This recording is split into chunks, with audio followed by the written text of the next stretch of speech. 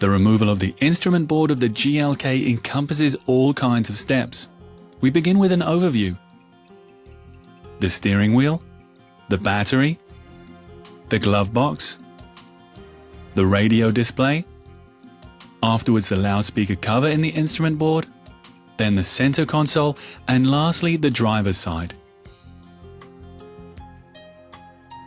We start with the steering wheel.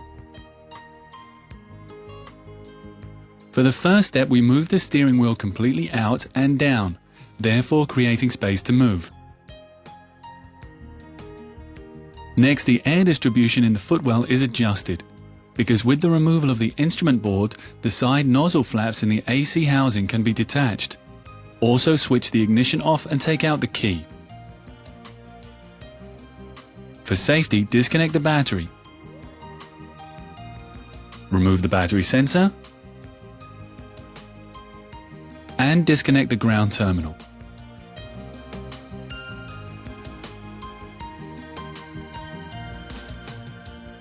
Proceed in the interior to the glove box. Using a wedge, take off the side trim. The trim of the entrance strip is also removed.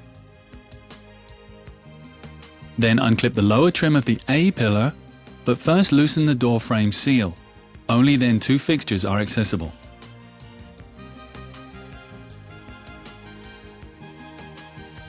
Once the footwell trim is gone, you can undo the 3 screws along the edge.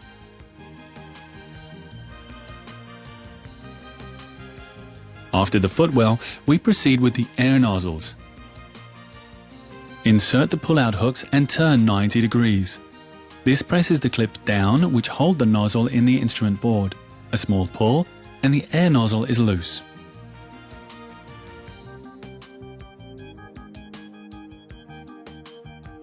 With the nozzles in the middle of the instrument board, the procedure is repeated. Also separate the plug.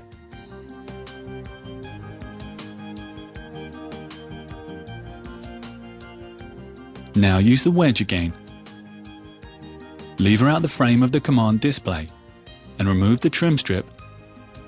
Under the trim strip are 3 screws to remove.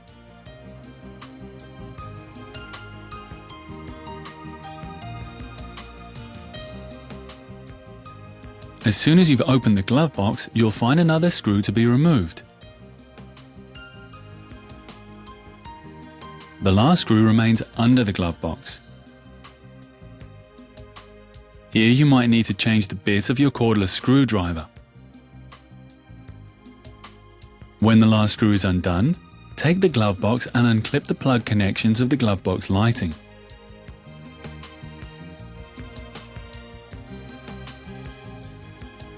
Separate the ignition capsule 1 and the plug connections of the passenger airbag, one yellow and one green.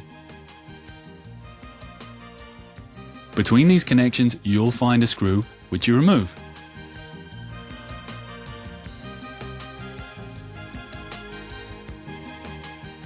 Only the trim of the A pillar, and then that was it for the passenger side. Using a wedge, take off the cover and unscrew the nut underneath. And you can lever out the trim using a wedge.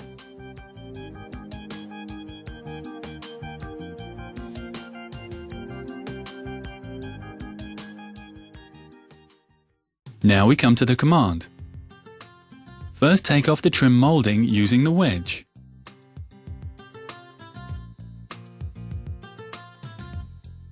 Remove the 2 screws underneath.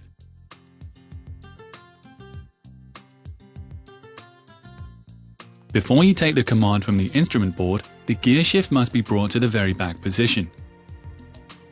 For this, pull up the sheath and operate the yellow button with one hand, while with the other you move the gear shift to the back. Now, to take out the command, one more retainer must be unlocked, this time within the trim. Then disconnect all plugs at the back of the radio.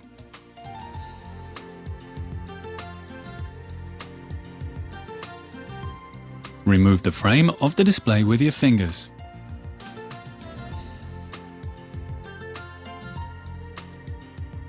Under it are 2 screws to be unscrewed.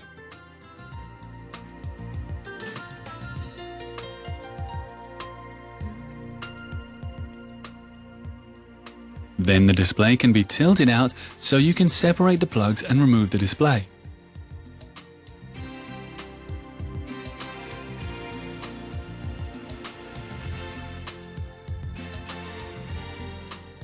Now the loudspeaker cover of the instrument board is next.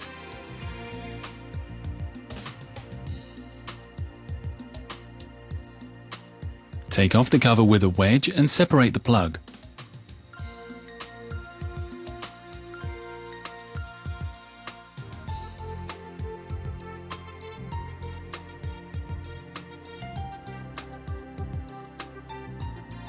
The loudspeaker underneath is fastened with 2 screws, which must be removed. And the loudspeaker can be taken from the trim and the corresponding plug unclipped. A screw is covertly hidden under the speaker. Remove this. For the removal of the center console, the gear shift is removed first. To do this, raise the sheath and separate the plug. Then turn the gear lever knob and pull upwards and away. With a wedge, the remaining frame can be removed. Under it are 2 screws which are to be removed.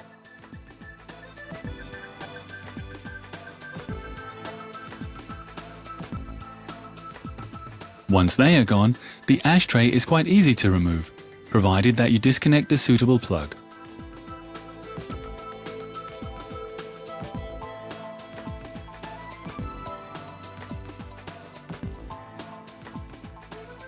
Under the ashtray is a nut which holds the front of the center console. Remove the nut in order to pull this back later. A little further up is the AC control panel. The frame is levered out with the wedge. Afterwards, tilt the AC control panel until you can reach the plug, and then you can remove it from the trim. Behind it are 2 screws. Remove these.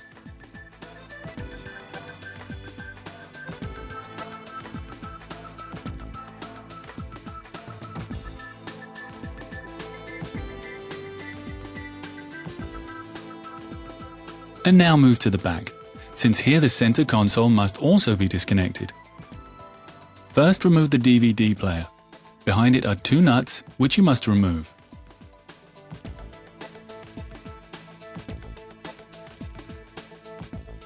Only then can the center console be raised and pulled back.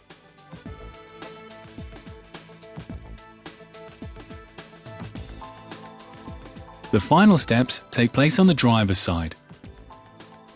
Remove the footwell lining of the driver's side. The side trim is removed with a wedge.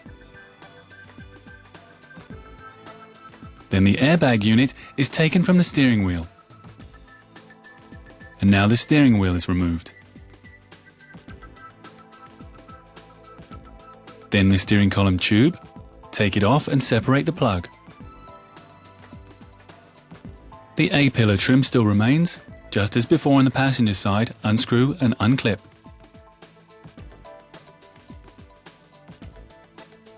Proceed with the Easy S. Remove using the claw wrench in the rosette of the ignition.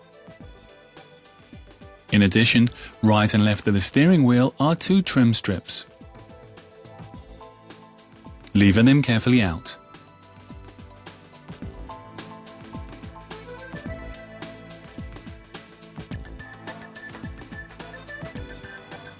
Also remove the instrument cluster dimmer switch.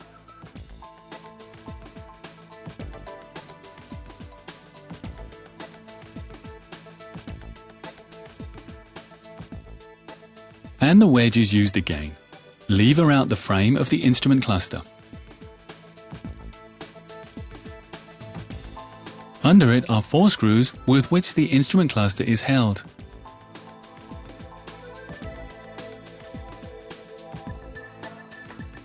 After you have undone all 4 screws, the plug is also to be separated.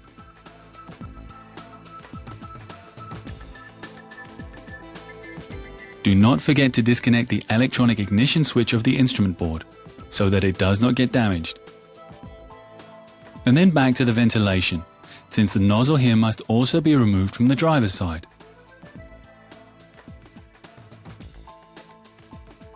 Also, the fuse box is taken from the trim. This way you can reach inside and separate the plug of the rotary light switch. While you're there, unhook the Bowden cable of the parking brake from the release catch. Then push the fuse box back into the instrument board.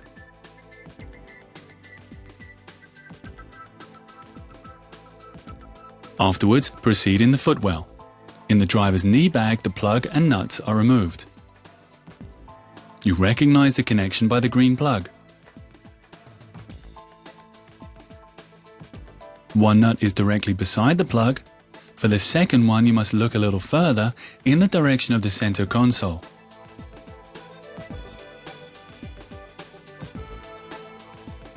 And now the home stretch, only 5 screws. 2 hold the instrument board on the driver's side near the door frame.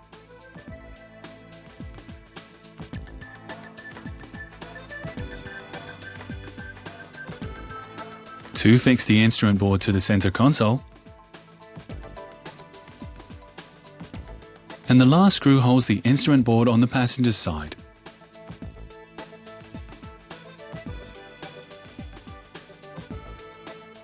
Once these 5 screws are away, you can raise the instrument board together with a colleague.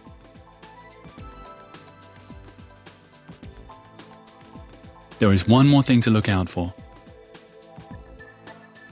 The plug of the temperature sensor is hidden under the trim. Once this is separated, you can finally remove the instrument board.